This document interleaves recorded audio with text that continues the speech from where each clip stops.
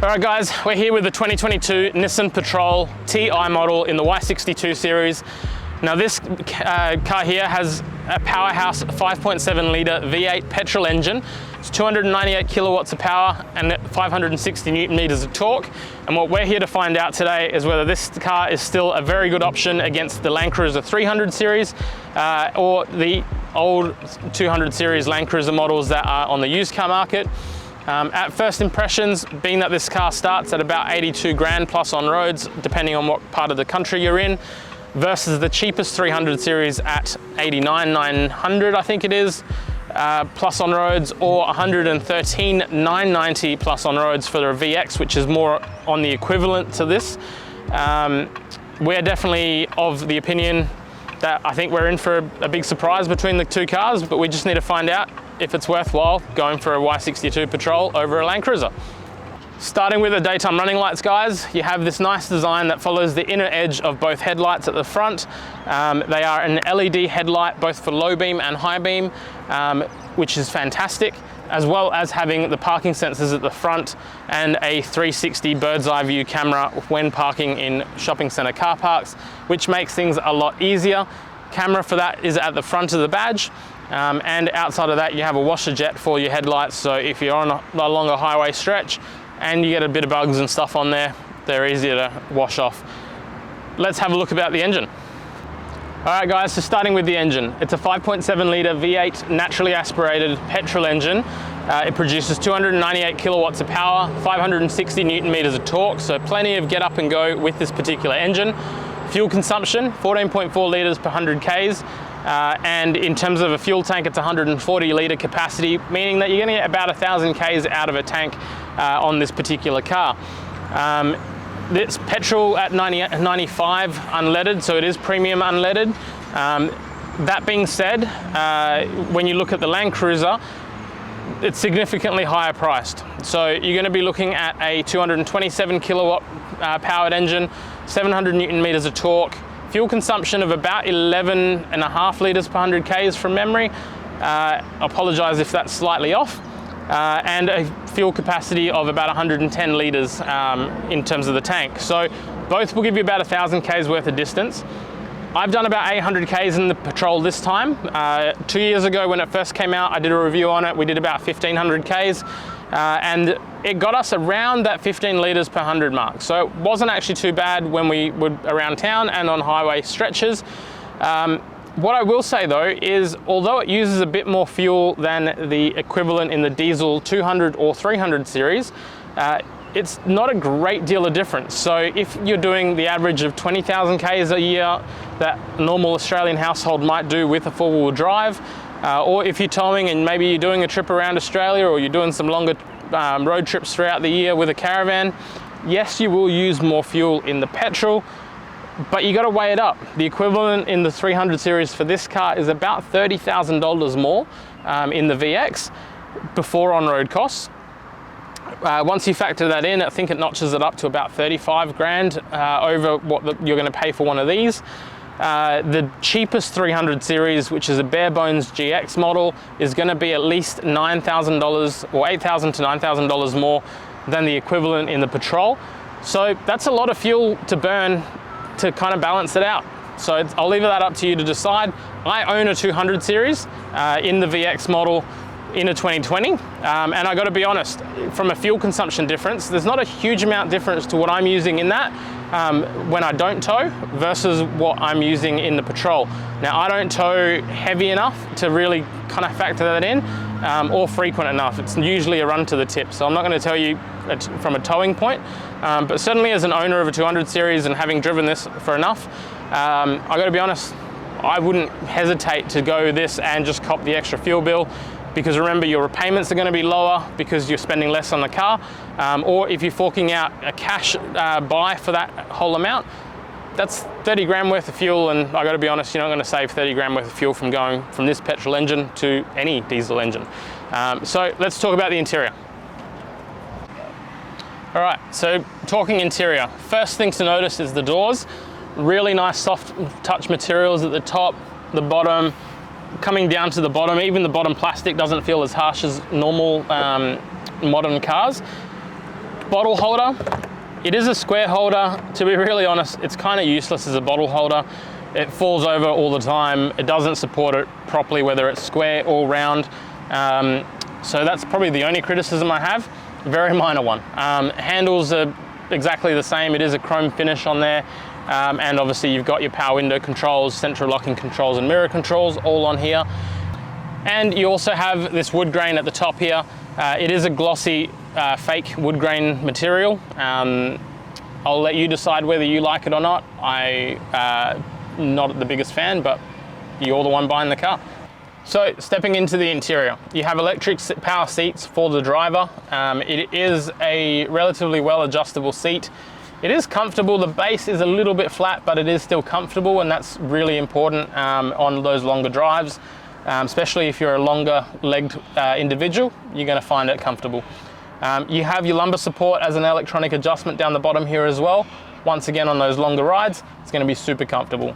In terms of controls for your seat, you have the same adjustments as the Land Cruiser. So tick there for the Nissan Patrol.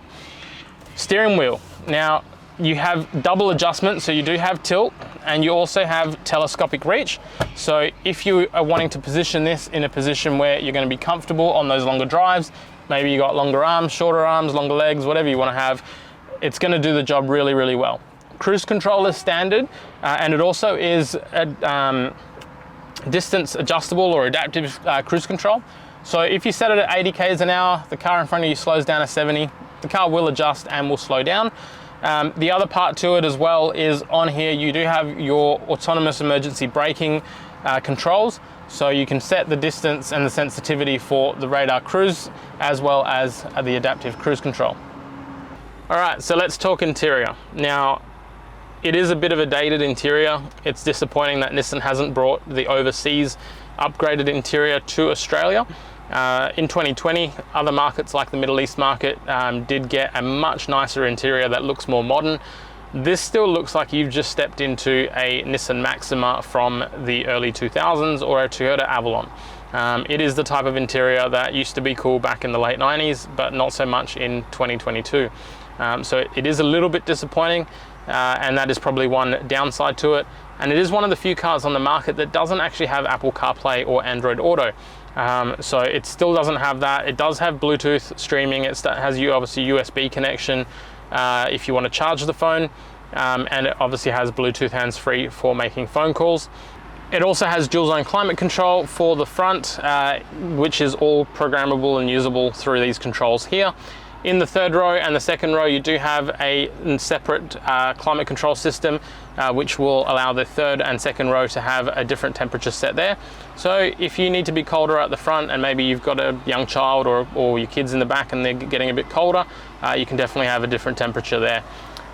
Tons of this wood grain, fake looking material that is shiny, plastic and reflective. It does hide underneath here 2 cup holders, a coin tray. I have zero idea what this little round pocket is. 12-volt outlet if you want to plug in any other charging devices, and a little storage nook here that actually fits an iPhone 13 Pro Max. So if you can't fit it in your cup holders, you'll definitely fit it there while it's charging. This button here does all your off-road and controls, so it pushes it into 4-wheel low and 4-wheel high. It does have different track modes such as sand, on-road, off-road, snow and rock. Your stability control, your rear diff lock and your downhill assist control buttons all live in that little housing there. Audio system, as we mentioned, it has Bluetooth streaming and USB input. It also has a CD player, and you have a satellite navigation system, once again, that is looking quite dated. It is functional and it does work, but having gotten in and out of so many Apple CarPlay and Android Auto cars in the recent past, it was really interesting to kind of step back in time to a time where you had to put up directions and have a mount on the windscreen rather than have it directly displayed in here using Google Maps and Apple Maps. That being said, if you're happy using the built-in satellite navigation that's in here, definitely not a problem for you to use. One thing I've seen in a lot of the patrol groups that are on Facebook and online is a lot of members are changing out this fake wood grain with a carbon fiber or a black painted or wrapped material.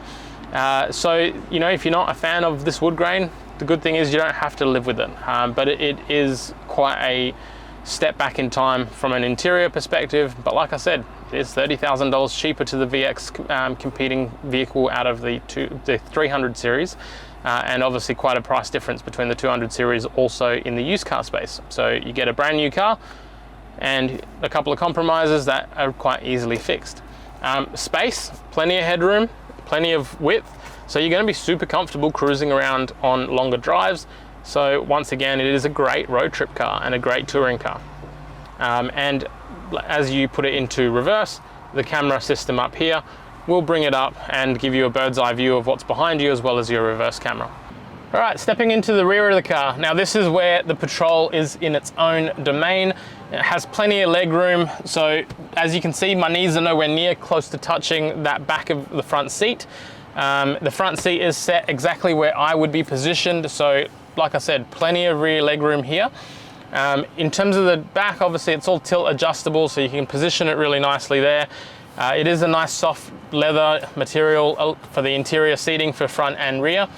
And headroom is a massive win as well. So if you're a little bit taller, you're going to be right in the back. Aircon vents directly above you, and air conditioning controls, more importantly, are also directly down the bottom here. So you've got plenty of options should you be in the back. Talking about ISOFIX, you do have the baby anchor points down the bottom here. So you do have these ISOFIX points should you need them as well.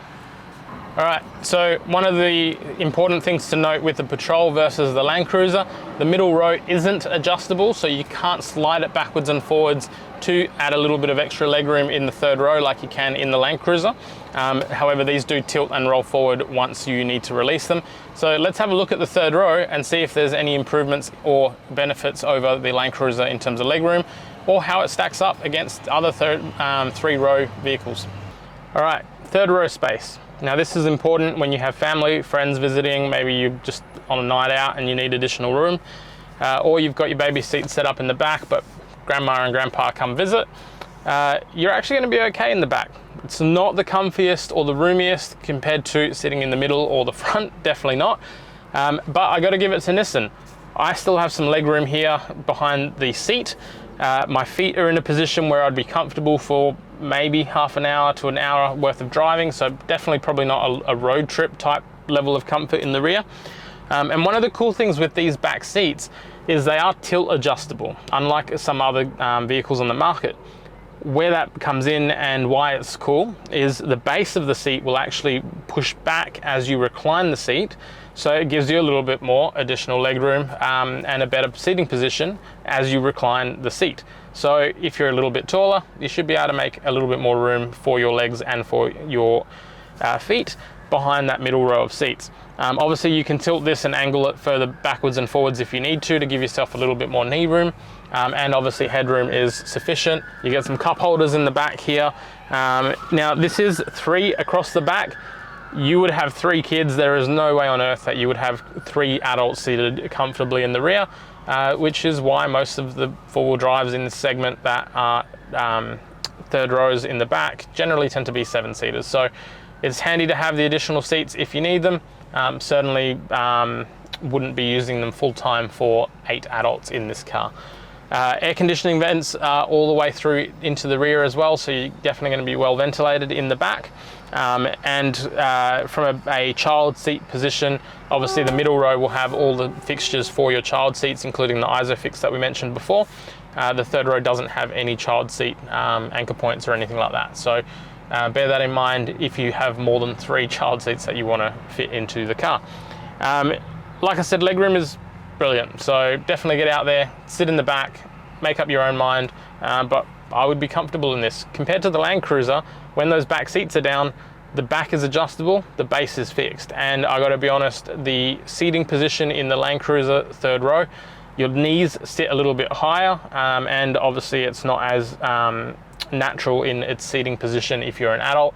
They are designed more so for kids, so the Patrol does have a little bit of an advantage there if you are using all 3 rows. All right, talking about cargo space with the 3rd row up. As you can see, plenty of space. I've managed to fit a 35 litre ARB fridge in the back here. You wouldn't fit a 70 and 80, 90 litre fridge. It would be a little bit too wide. Potentially the 47 litre fridge you'll definitely get in because it is the same footprint as the 35, just a bit taller. These back seats can be adjusted and tilted as you need them. But really impressive with this back row of seating. So you can do a full shopping and have it sit behind here comfortably. Sorry about the train that just went past in the background. If you wanted to do an airport run and have some suitcases, whatever in the back, you're going to be totally fine. So the back seats do fold flat. So all you need to do in order to do that is you pull this tab, drop these down on both sides. That will give you a little bit of additional space, which we'll show you in a sec. The one downside to that is they aren't a completely flat floor. So you do have a bit of an angled front to it. You know, if you're putting in drawers and that kind of stuff, maybe a bit of a deterrent for you. 12 volt outlet in the back, as well as these handy little cargo hooks all along the side here. So that's the rear. Definitely recommend you have a look at one if you're after back seat space. All right, so when closing the back here, if you haven't closed it completely, it is also a soft close, so it will self-automatically finish the closing off. Reverse camera is standard, as well as reverse parking sensors. But that's it, guys, for this review. We think it's definitely worth considering up against the Land Cruiser, especially if you're looking at a VX versus the Ti. That is a $30,000 saving, and $30,000 buys a lot of adventures, memories, and road trips. Fuel isn't going to be as big a problem as a lot of people will make it seem, especially if you ask any owners of Nissan Patrols. They have actually not seen as big a difference in what they are saving on fuel. And also from a usability point, it has a bit more room. Yes, the interior is a bit more dated, but if you're using the core functions of this car, which is going off-road, needing a very capable off-road vehicle, and having you know, the basics like Bluetooth, hands-free phone calls, and Bluetooth streaming for your audio, you're going to be fine with this car. So save 30 grand, go have a look at one. The Land Cruiser is still a very good car, but definitely for the value on this car, it is incredible value for money.